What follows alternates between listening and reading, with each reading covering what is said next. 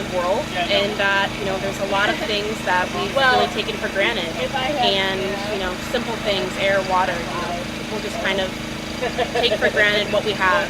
And I think that there's definitely a movement that is catching on, at least in our country, and I hope elsewhere, and that people are kind of starting to go back to basics. I think something so simple as the food that you eat, growing it in soil and taking care of the soil that you're growing it in, and not growing rows and rows and rows of corn until you've deteriorated the soil to nothing and you have to move to a new slot.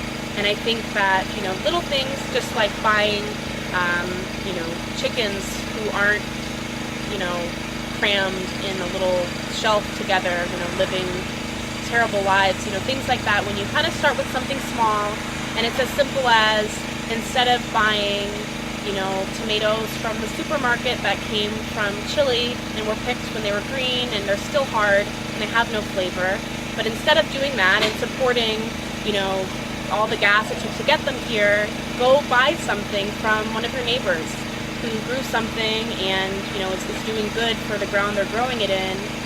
You may pay a little bit more, but you're definitely getting bang for your buck in terms of nutrition that you're buying, and you're keeping the money in your community. And I think that's kind of where it all starts. Just making small steps and doing things that aren't hurting the environment that we're living on. And I think that little by little, we are going to either make the change because we want to, or we're going to make the change because we don't have an option. And the way that at least our food culture has turned into is that it's not going to be able to last forever the way that we're doing it. We're just destroying the land and everything else. I mean, even to the small scale of the farmers who are doing it. I mean, they're hardly, the price that they sell their food for, they're hardly able to make a decent living. And I saw a documentary that was all about, the food movement and what's happening and what can happen. And basically one farmer had a quote that just stuck with me, and he basically said, every time you go to the supermarket, you're voting for what food you want. And, if you buy the food that I'm growing, you're voting that I want you to grow this organic food or local food or whatever it is. And, I think if people really think about that, it does make a difference. If you stop buying the factory chickens, which, you don't even, when you buy a chicken, it looks nothing like a chicken. You have zero connection to the actual food that you're eating. And, if you stop buying that and go with something else, they're going to stop producing it that way. If there's enough, drive for people to be growing the food that, we like to sell, the prices will begin to come down. It will be more abundant. There'll be more variety. And I just think little by little, as people start making small baby steps, pretty soon we can go into a supermarket that probably resembles the markets our grandparents went to, that were outdoor markets with all fresh produce in. That's really what food should be, and that's where it all starts. In what ways can we all work together to innovate and be creative and open up new doors? I mean, I think, kind of the thing I was saying earlier about buying food from one of your neighbors, I think that, we're in such a fast-paced world that a lot of times you forget about the people around you, and you're all focused on yourself and doing what you need to do and getting done. And understandably so. I mean, everyone has their daily things that have to happen. But little things, reaching out to your community and forming relationships, ultimately is gonna help both parties so much more than working on your own. The little things like something like this, where you're helping each other, it's mutually beneficial. And I think that the more that people are able to kind of reach out and, befriend their neighbors and not think of everybody as competitors, it's really just a great way to start getting the ball rolling. It's like when you see a gas station, there's always a gas station across the street. There's a reason for that. It's not, because they're in competition directly with each other, which I'm sure that they are. But once there's one person to stop, then you have another place to stop, and it becomes more, I know I can go to this street corner to get gas. And it's like anything else. With the food trucks, in a lot of the big cities, they call them trailer parks. And they have 5-10 food trucks all lined up with a community eating area. And, that helps all of them. If they were by themselves, they would probably do okay, but by having several of them there, it's this food destination that people want to go to. And I think that the food truck is definitely about community. People spark up conversations with strangers sitting next to them they never knew, and that's kind of what it's about. It's just really kind of reaching out to the people who are here and being friends with each other. And I think little things like, I hope that by us serving different vegetables that maybe don't sell so well at the farmers markets, people see it on our menu and say, oh wow, I never thought of doing that with kale. Maybe I'll buy a bunch of kale today. And I hope that we can at least make a small difference in the farming community and the whole agriculture community really in general. And I just think it's all you have to look at is just little one step at a time. You can't look at the big picture. It's overwhelming. But if you kind of make small steps going in the right direction, eventually we'll see big differences happening. A lot of it is community, and just being a part of a community and growing together and learning together and helping each other. Taking your heart out of the shell. Right. The Purple Carrot Food Truck, in one word. Fun. Awesome. Along the way, my slow, fast food adventure brought me to El Oasis Taco Truck. The oldest food truck in the Lansing area, the gentleman there was a little camera shy at first.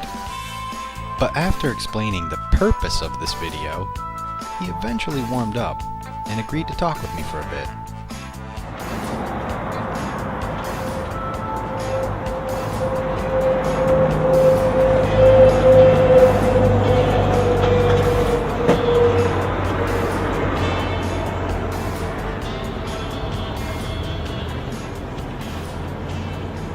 How long have you been here doing this?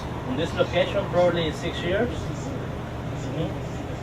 And let's start on MLK and Maho, and then move here. And I think it's doing better here. A lot of people they're coming back, or we have like the students come here, and a lot of people from the other businesses here come to lunch. What do people like the best? They get a lot of the specials, the taco specials, the burrito specials, sopes. Yeah. No, we're here all year round. In the summer, we're here on this big trailer, and on the winter, they bring a small one.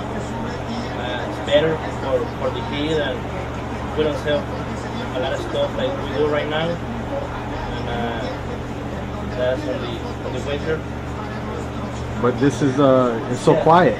Yeah, we have our lines connected to the house over there, and that's where we get power from.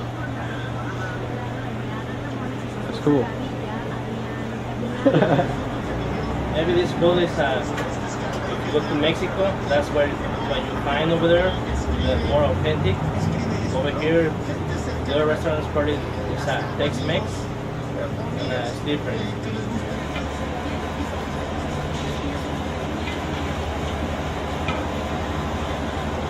So, what do you think of this place? I like it. The food is nice and fresh. You have a nice variety. Prices are decent. And it tastes like real Mexican food. That's what brings me back. You have any certain thing that's your favorite? I like the tacos, although I'd probably eat anything. You know? But everything tastes great. Even the homemade empanadas, they're hard to find. So, yep, it's a good place to come. It's a nice alternative from the, some of the, what they call this slow fast food. Yeah, that place is like Taco Bell. That ain't real Mexican food. This is good Mexican food. And so this is where you want to come. This one and the one on Miller. So you won't go away unhappy.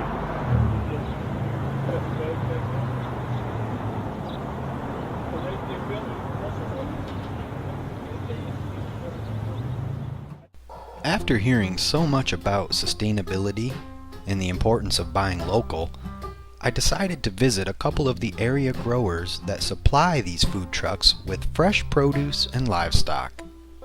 My name is Christine Miller, and I own Spartan Country Meats. And Spartan Country Meats incorporates our poultry farm along with our poultry processing facility.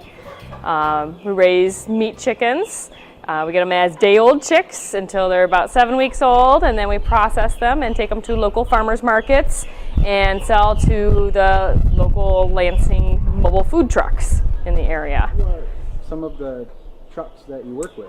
The mobile food trucks we work with is the Purple Carrot and Trailer Parked. And they're both great supporting local agriculture along with as many growers and farmers markets as they deem needed for all their local ingredients to make all their foods. Both unique in their own right, but both have a very common goal of staying local and utilizing Michigan agriculture. Keeping it local, keeps the money all local and everything. It has less mileage on the food, and typically has better flavor because it hasn't been picked early. For example, picking green tomatoes or green bananas and waiting for them to ripen in the trucks as they come to your big box stores. So you're picking it when it's prime, when it's ripe, and it's ready to be used. It'd been picked that morning, it's into your sandwich that afternoon type of idea and concept.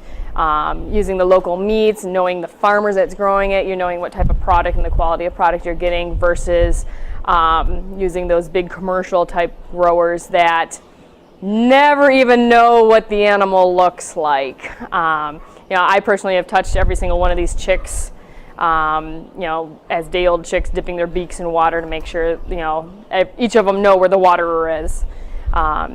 So we've handled the birds, we touch them, we know, they don't have names, but we do, real close to it. We're all natural, where we use no hormones, we use no antibiotics. Our feed is local, from Weberville Feed and Grain, and we just, because we're not certified, we don't use certified organic feed. We're the next best thing of being all natural. For me, we don't use anything. We don't need any of, the chickens don't need it. So, and we've had rave reviews on the flavor and taste of our birds, and that's all that we need. We attend multiple farmers markets. We primarily do the Meridian Township Farmers Market, which is on Wednesdays and Saturdays from 8 a.m. to 2 p.m. We just started the Howell Farmers Market, which is also on Sundays from 9 to 2. We also do Williamston, which is from 2 to 6 on Thursdays. And tomorrow there's a special Capitol Lawn Farmers Market. It happens twice a year. Actually on the Capitol lawn. They have over 75 vendors going to be there tomorrow from 10 to 3 o'clock. There's going to be also another one on September 15th. That this is going to be our first time participating in it, and very excited here. It's an awesome market. Last year they had over 6,000 people come through. So anticipating a huge turnout because the weather's supposed to be wonderful tomorrow. Describe what it is that you do here in one word. We do chicken. That's what we do. We've been doing it for... weekly. They come to the Meridian Township Farmers Market on Saturdays, and so I always make sure I get the chicken. Taste that, along with many of their other soups and salads and treats that they have. It's all wonderful. But yeah, as much as I can, I don't necessarily go out for their lunch things that they're out and about in Lansing just because I don't live in that area. But yeah, they come to the market and that's my lunch every Saturday. Yeah, I've also, I have trailer parked food because I was at the Allen Street Farmers Market in June, and that's where they go on Wednesdays and trying the variety of their products also. And Purple Carrot and Trailer Park, totally different style of menus, but both have wonderful food. It just depends on the mood that you are in on the style of food that they have. Keeping things local and sort of the networking. Yeah, the networking. The networking between the farmers markets, the local food trucks, and the farmers. It's been really great seeing how all these different connections have been able to be made, and it's just amazing, because I was introduced to Nina with the Purple Carrot through I'm not sure of her title, but Drew Montry, who's does 10 Hens out of Bath. She sent me an email, because I know her through another organization, saying, hey, this person might have some poultry that Purple Carrot might be interested in. Just following that little network string, and making the connection. And how I met with Trailer Park, we both were at the Allen Street Farmers Market, and I went up and asked them, hey, where are you getting your chicken from, and would you be able, be interested in, something, was even closer, more local even for them, and they wouldn't have to drive as far. So they're like, yeah, save on, the whole aspect of the local of, having the less, travel time on it and things like that. They were all for it. And so, yeah, it's interesting how the whole network between everything, and myself being a market manager, I've been able to help direct, hey, at this market on this day, there's going to be this type of product there. So, hey, you're going to need some more, you can stop by and, get those last few essentials you might need for the next day's meals. So, Along the way, I met Dwayne the Radish Wrangler Moreland, a local grower in the Grand Ledge area. Part farmer, part philosopher, Dwayne shared with me some of his thoughts on the state of agriculture today. Dwayne Moreland, I'm with Veggies from the Ledges. We're here in Grand Ledge, Michigan. I'm a 4-season grower. I grow naturally certified grown produce, spring, summer, fall, and winter. There are a few crops that I do specialize in. Primarily they're the cold weather crops. That would be the spinach, the Swiss chard, the romaines, and then the elegance greens, the greens mix, which are salad greens. Those, however, are more available come in the fall through the winter, early spring. In the summertime, my second specialty would be our melons. That would be the musk melons and the watermelons. And then come to think of it, it'd be a third item, and that would be our cherry tomatoes. Those seem to be one of the favorites of the community. Everything we hear is grown organic. Yeah, we're not organically certified, but we're naturally grown certified, which follows very closely the organic criteria. The certifications, for the most part, are very similar. One of the additional requirements that we have to go through with the naturally grown versus the organic is that we have to have another grower, another farmer come in and perform an audit, and then it has to be submitted for review before we get our certification, as well as we have to go out and audit a farm as well. The point of that is I think more for networking, and then being able to learn from one another and constantly grow and get a better idea of what the best practices are and who's doing what, and be able to incorporate them in our farm as well, or vice versa.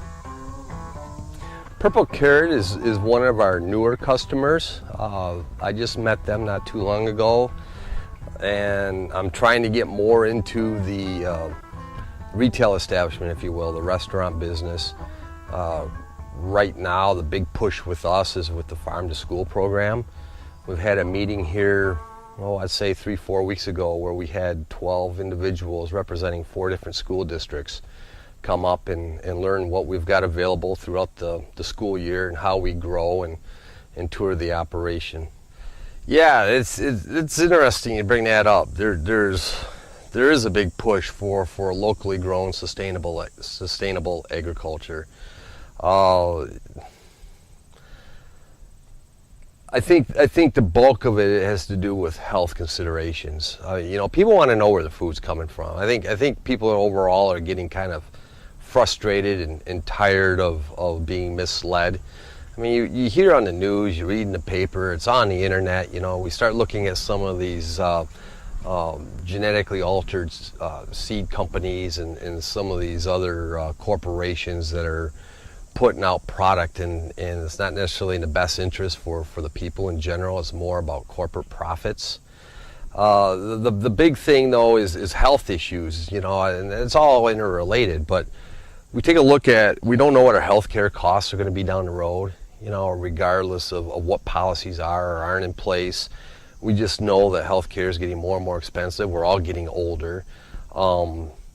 You know, we're having more exposures to family and friends who are getting ill, you know, cancers or whatever sicknesses, and it's all basically food related. And then who's going to pay for all this? You know, and then we start taking a look at the kids and with the obesity problems and with the diabetes, you know, I mean, that's shot up tenfold and so on and so forth. It's amazing. We got two groups of folks, I guess I should say, in general, and that is my generation and older, I suppose, and where we all had a little family garden. You know, I mean, we would come home from school, before we could do anything, we had to weed the garden. So we had an idea how our food was grown. But now, amazing, you know, now that we're being tied into this farm to school program, how many kids do not understand where the food comes from or how it's grown? They just have this misconception that because it's at the supermarket that's where it's grown. We've got two classifications. We've got that mindset that are totally oblivious, and then we got the other mindset that's pretty sharp, and they're well educated and they understand the issues that we're faced with, and they're trying to better themselves in the community as well in turn. No, everything goes hand in hand, and sustainability is the foundation for that. You think about what's around us. Everything's sustainable as long as we take care of it and we mentor it and so on and so forth. But in order to be able to provide produce, you know, the soils need to be taken care of. In order for the soils to be taken care of, you know, you've got microorganisms that need to be taken care of. And it just goes on and on and on. And that's how the system in itself, as far as what we're doing here, works sustainability wise. And we're just kind of the tenants, if you will. As far as the community itself is involved, you know, it's, again, I think going back to sustaining where our food source is coming from and having it readily available for as long as we can possibly have it available. I mean, does that make any sense? You think about, you know, our habits. We want to have carrots year round, you know, I'm just figuratively speaking, but you know, we expect to be able to choose to have broccoli year round, carrots year round, squash year round, so on and so forth. And I think we've come to accept the terms that, you know, there's going to be different times of the year where maybe the carrots or squash taste a little better than other times of the year. How's that fit into the plan of sustainability? I'm unsure about that. Where we need to understand and accept that, and it's a good thing, I think, because we get different varieties throughout the year. You can't have squash year round. You can't have carrots year round. You can't have beans year round. But you got other things coming in its place to replace it temporarily till the next season comes around, which will allow that particular variety to grow. So that's another aspect of sustainability. It's just, you know, we have a certain season we can grow cold weather crops. Then we have a certain time of season where we can grow tomatoes. And the same thing with our melons and our beans, and then with our broccoli and so on and so forth. And once we understand that and we look forward to the change of seasons, I think the understanding of sustainability with agriculture will be more readily accepted. You know, what I'm hearing is that we're creatures of habit, and we're kind of overprivileged. We expect to have certain things whenever we want it, and we don't want to have to take the time to adapt or change or try something new. Yeah, I would agree with that 100%. I mean, you look at half the problems we have is, I think, involves around what you just said. You know, and as far as creatures of habits goes, that's one of my biggest challenges here in marketing our produce is we're the creature of habit of one-stop shop. And we talked about that earlier, where people, for a variety of reasons, they got busy schedules, budgets are tight, so they can't afford to be driving all over the place, you know, 7 days a week, so on and so forth. But we're in a habit to where we want to go to place A and get everything at one stop, be done with it, come home, and then move on, versus go to point A to get something here and then point B to get something else there. Like I used as an example before, we've got customers down the road, mile and a half, but we had some road construction, and they had a detour out of the way to come to us. It was 3 miles out of their way to come see us. So they would go to Myers or Walmart, and believe it or not, it's 3 miles one way to either one of those places. So does it make sense? I don't know. To me it doesn't, but creature of habit is a big part of our daily lives, I think. And we just need to figure out how to break that to at least to a degree. First high tunnel we put up, and again, this was for experiment. And I don't even know if I really fully addressed your question you asked me earlier, why I did this. There was a couple of reasons I mentioned. One was the garden and wanting to be able to have produce myself, because I was feeling kind of guilty relying on my neighbor. But secondly, it was a gut instinct. Really, it was something just hit me that said, you need to do this. Right now we've got beets. We put beets in here. Then we've got our elegance greens, which is a cold weather crop, which is pretty much done, being as July, August, and the heat just kills them. And then in here I'll replant for winter. We'll put in spinach primarily and a bed of carrots. Said we have musk melons, and this is an experiment that's gone wrong. I'll confess it right now. It's just, I needed to do crop rotation. We had a cold, wet spring. I wasn't able to get into our outdoor garden to get things planted, and I thought to myself, what worse can happen? I didn't expect things to do as well as they did. I was expecting the opposite. The muskmelons, believe it or not, these are 6 plants. And then we've got our garden green beans behind them, and then we've got watermelons, we've got cucumbers, we've got cherry tomatoes, carrots, broccoli, regular tomatoes, cherry tomatoes, and more beans. And every one of these crops have just done exceptionally well. It's just amazing. And that's the fun thing about what we do. It's all about experimentation. There's no right way or wrong way to do it. It's what works best for what you're working with or have to work with at the time. Next year, the elements will be different. It'll be colder, it'll be hotter, it'll be less humid, it'll be more humid, drier, wetter. We don't know. So like I say, it's all about experimentation, taking good notes, and being able to be somewhat prepared for whatever Mother Nature throws our way.